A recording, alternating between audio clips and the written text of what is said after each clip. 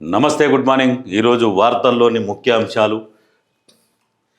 మోడీపై యుద్ధం, అదానీ అంబానీ కోసమే ఉపాధి హామీ రద్దు, వారి కంపెనీలకు దేశాన్ని అప్పగించే కుట్ర, ఉపాధి రద్దుకు వ్యతిరేకంగా 20 నుంచి గ్రామ సభల్లో తీర్మానాలు, వచ్చే నెల 3 నుంచి జిల్లాల్లో బహిరంగ సభలు, మూలుగు సభకు సోనియా, రాహుల్, ఖర్గే, ప్రియాంకలలో ఎవరో ఒకరు హాజరు.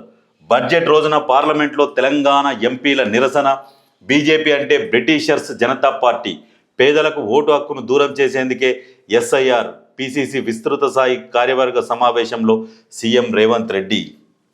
వాస్తవానికి మోడీపై యుద్ధం ప్రకటించాల్సిందే. ఎందుకంటే వీళ్ళ మీద ఎప్పుడైతే ఈ అడవులని చెరబడుతున్నారో అప్పటి నుంచే జనాలకు బీజేపీ మీద నమ్మకం కోల్పోయారు.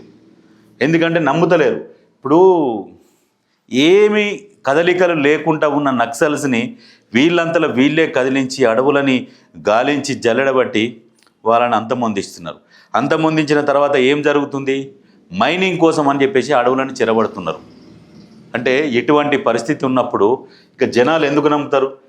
ఇప్పుడు ఎంతసేపటికి అంబానీ అదానీలకే సర్వం దేశాన్ని మొత్తం దోషాలకు పెడుతున్నారు. వాళ్ళు బ్యాంకులలో తీసుకున్న రుణాలకు మాఫీ చేస్తున్నారు.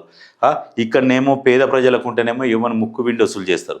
ఇటువంటి అవలంబనలు ఇట్లా చేస్తే నిజంగా ఇంకా రాను ఇవన్నీ వీళ్ళు చేస్తున్న పనులని ప్రజలలోకి తీసుకపోతే భవిష్యత్తులో బీజేపీ అనేది దేశంలో కనబడకుండా పోతుంది. ఒకప్పుడు అందరూ అనుకున్నారు, అరే బీజేపీ వస్తే ఏదో చేస్తుంది అనుకున్నారు. కానీ ఏది చేసేది లేదు, ఇదే చేస్తుంది. ఉన్న కాడికి చెరబట్టుకొని తీసుకొని పోతుంది. ఇది జరుగుతున్నది. మేడారం జాతరకు రండి, కేసీఆర్ దంపతులను ఆహ్వానించిన మంత్రులు సీతక్క, సురేఖ. ఫామ్ హౌస్కు వెళ్ళి స్వయంగా ఆహ్వాన పత్రిక అందజేత జాతరకు వస్తానని మాజీ సీఎం చెప్పారు సీతక్క. మేడారం మహాజాతరకు రావాలని ప్రతిపక్ష నేత బీఆర్ఎస్ అధినేత కేసీఆర్ దంపతులను మంత్రులు సీతక్క, కొండ సురేఖ ఆహ్వానించారు. ఈ ఆహ్వానం మేరకు ఎర్రవెల్లి ఫామ్ హౌస్కి వెళ్ళి ఆహ్వానించారు. మరి ఎర్రవెల్లి ఫామ్ హౌస్కి పోయి ఆహ్వానించినందుకు మరి వస్తాడా? ఎప్పుడో వస్తాడేమో. మరిగా వచ్చి మొక్కుకొని పోతుండొచ్చు, చూడాలి. ఎందుకంటే అక్కడ ఈ ఎమ్మెల్యేలు, ఎంపీలు ఎవరు ఉండరు కదా, ఏం మాట్లాడేది ఉండదు, ఎవరు అడిగేటోళ్ళు కూడా ఉండరు. ఆ మీడియాను కూడా దగ్గర రానియరు. కాబట్టి వస్తాడు, టక్కున మొక్కుకొని వెళ్ళిపోతాడు. ఇదే జరిగితే అన్నింటా కాంగ్రెస్ జెండా. సర్పంచ్ ఎన్నికల్లో 66% సీట్లు గెలిచాం. మున్సిపల్ ఎన్నికల్లో మా సత్తా చాటుతాం. ఇంకో 8 ఏళ్ళు మనదే అధికారం. కార్యకర్తల గెలుపు కోసం నేను కూడా ఇంటింటికి వెళ్తా. ఉపాధి హామీ పథకం విషయంలో వెనక్కి తగ్గొద్దు. ప్రధాని మోదీతో క్షమాపణలు చెప్పిద్దాం. రాహుల్ గాంధీని ప్రధానిని చేసుకుందాం. టీపీసీసీ విస్తృత స్థాయి సమావేశంలో సీఎం రేవంత్ రెడ్డి. ఇంకో 8 ఏళ్ళు అధికారం అనేది తప్పది. ఇంకో 8 ఏళ్ళు కాదు, కొత్త పార్టీ పుట్టుకొచ్చేంత వరకు, ఆ పార్టీ మీద నమ్మకం ఏర్పడేంత వరకు కాంగ్రెస్ పార్టీ అధికారంలోనే ఉంటుంది తెలంగాణలో. ఇది గుర్తుపెట్టుకోరు. ఎందుకంటే కాంగ్రెస్ పార్టీకి ఇప్పుడు ప్రత్యామ్నాయంగా ఏ పార్టీ కూడా లేదు. బీజేపీని అస్సలు ఎట్లా చీదరించుకుంటున్నారు అంటే అట్లా చీదరించుకుంటున్నారు. ఎప్పుడైతే వీళ్ళు అడవులని చెరబడుతున్నారో ఎర్ర జెండా వైపు, వీళ్ళ కార్యకర్తలు మొత్తం ఎర్ర జెండా వైపు చూస్తున్నారు. వాళ్ళ నాయకులేమో దేశ సంపద మీద దృష్టి పెట్టిర్రు, వాళ్ళ కార్యకర్తలేమో ఎర్ర జెండా వైపు చూస్తున్నారు. వాళ్ళు ఏం తప్పు చేసిర్రు? వాళ్ళని ఎందుకు చెరబడుతున్నారు? వాళ్ళని అంతం చేసి ఈ అడవులను చెరబడుతున్నారు. మనకి ఏం ఉపయోగము, దేశానికి ఏం లాభం జరుగుతుంది అనేది ఆలోచనలో పడ్డారు బీజేపీ యువత. నిజంగా వాస్తవానికి బీజేపీ యువత ఆలోచించాలి. ఇప్పుడు నక్సల్స్ కదలికలు లేవు, వాళ్ళు ఎక్కడ కూడా ఎవరిని కూడా ఏమంటలేరు. అటువంటి టైంలో నక్సల్స్ ఏరివేత అనేది ఎందుకు చేసిర్రు అంటే అడవులని చెరబట్టి మైనింగ్ కోసం అని చెప్పేసి అంబానీ అదానీల కోసమే ఇదంతా చేస్తున్నారని బీజేపీ కార్యకర్తలు కూడా అదే ఆలోచిస్తున్నారు. ఒక్కసారి నిజంగా వాస్తవానికి కూడా బీజేపీ కార్యకర్తలు ఎవరైనా ఆలోచించుకోండి, ఏం చేస్తున్నది బీజేపీ అనేది ఆలోచించుకోండి. ఎందుకంటే ఎవడో సుంకాలు విధిస్తున్నాడనే భయపడ్డు. మన దగ్గరనేమో ట్యాక్సులు వేసి ముక్కు విండి వసూలు చేసుడు. మనకు పెట్రోల్ ఎంతకు వస్తుంది, ఎంత ట్యాక్సులు వేసి వసూలు చేస్తున్నారు, మన దేశ జీడిపి ఏంది, మన దేశ జనాభా ఏంది, ఇవన్నీ ఆలోచన చేస్తే ఇప్పుడు ఏమనంటారంటే ఒకడు మాట్లాడతాడు, జపాన్ కంటే ముందుకు పోయినామని మాట్లాడతాడు. అరే జపాన్ ఎంత 12 కోట్ల జనాభా, 140 కోట్ల జనాభా మనది. అంటే మనం ఏడ ఉండాలి, ఎంత కష్టం చేస్తే అందరూ కలిసి ప్రతి ఒక్కడు పని చేస్తే మన దేశ జీడిపి ఎక్కడ ఉండాలంటే టాప్ 1 or 2లో ఉండాలి. మనం ఏనో 4-5 ప్లేస్లో మనం ఉన్న జనాభాకు 4-5 ప్లేస్లకు దానికి సంతోషపడుతున్నారు. 12 కోట్ల జనాభా ఉన్నంతో పోటీ పడు. ఎందుకంటే మన దాంట్లో 10% కూడా లేనంతో పోటీ. సిగ్గుండాలి మన మాటలు మాట్లాడేటోళ్ళకు.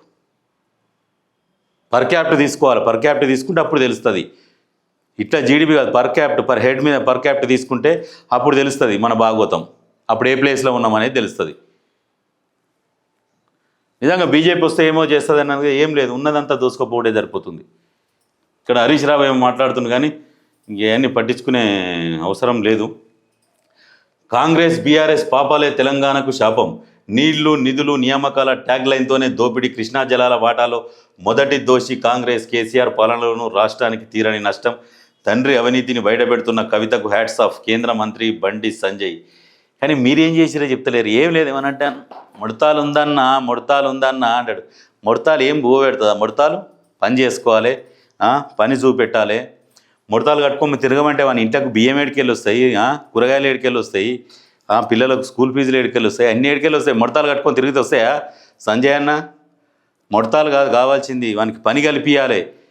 దేశం మీద గద్దె మీద కూర్చున్నప్పుడు పరిశ్రమలు తీసుకురావాలి. అది మీ బాధ్యత. తీసుకొచ్చి యువతకు ఉపాధి కల్పించాలి. ప్రతి రాష్ట్రంలో పెట్టుబడులను ఆకర్షించాలి, తీసుకురావాలి, పెట్టి ఇక్కడి నుంచి ఎక్స్పోర్ట్ చేయాలి. దేశం నుంచి, మన దేశం నుంచి ఏం ఎక్స్పోర్ట్ చేస్తున్నారు? బీఫ్ ఎక్స్పోర్ట్ చేస్తున్నారు. సొంతంగా కష్టపడి తయారు చేసిన వస్తువులు ఏమైనా ఉన్నాయా? మేడ్ ఇన్ ఇండియా ఏమైనా ఉన్నాయా?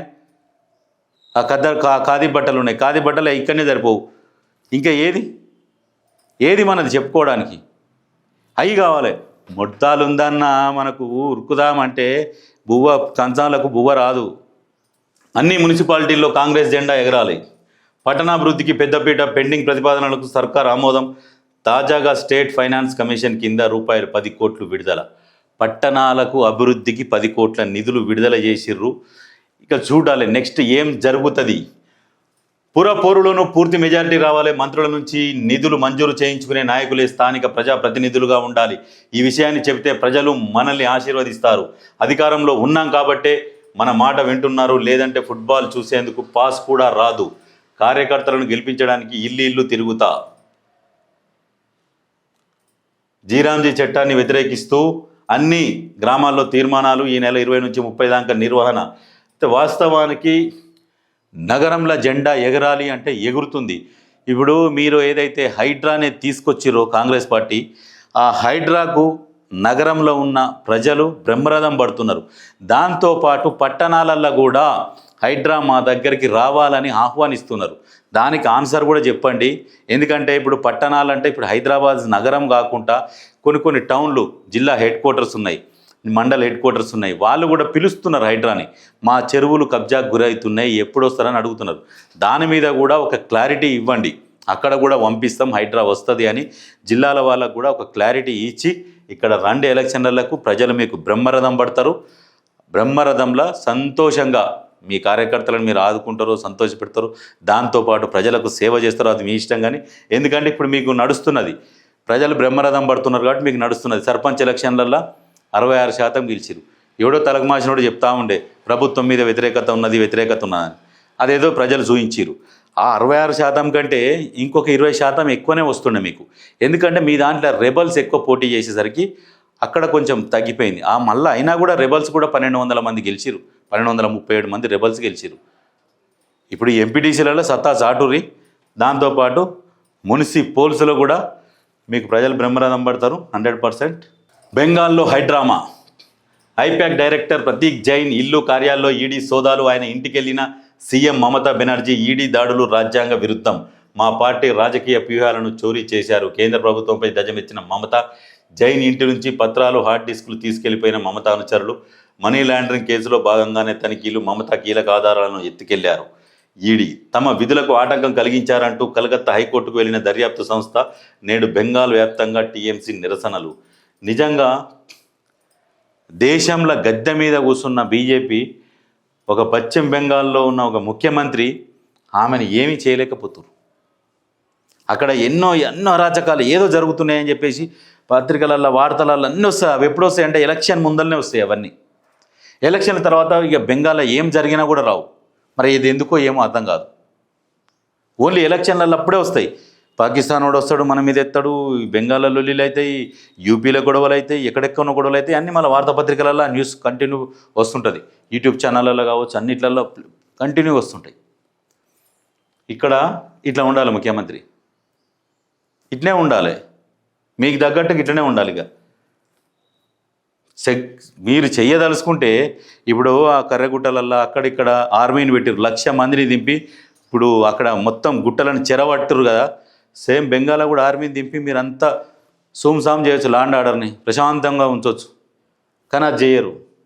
అది బీజేపీ అంటే అది. ఎందుకంటే ఎప్పుడు రావణ కాష్టం లాగా రగులుతుండాలి, ఆ రావణ కాష్టంలో మీరు చలిమంట కాపుకుంటారు. అది కాదు కావాల్సింది దేశ ప్రజలకు. అందరూ చదువుకుంటుర్రు, మీ గుణాన్ని పరిశీలిస్తున్నారు, మీ నాయకత్వం మీద ఆలోచిస్తున్నారు, ఏంది వీళ్ళు ఏం చేస్తున్నారు దేశానికి, మనం ఏం చేయాలి, మనకేం చేస్తున్నారు అనే దాని మీద ఆలోచనలో ఉన్నారు బీజేపీ కార్యకర్తలు. ఒకప్పట్లాగా లేరు. కార్యకర్తలు దేశానికి సేవ చేయడంలా కరెక్ట్గా ఉన్నది అంటే ఎర్ర జెండా. మీ కార్యకర్తలు మొత్తం ఎర్ర జెండా గురించి ఆలోచిస్తున్నారు, గుర్తుపెట్టుకోరు.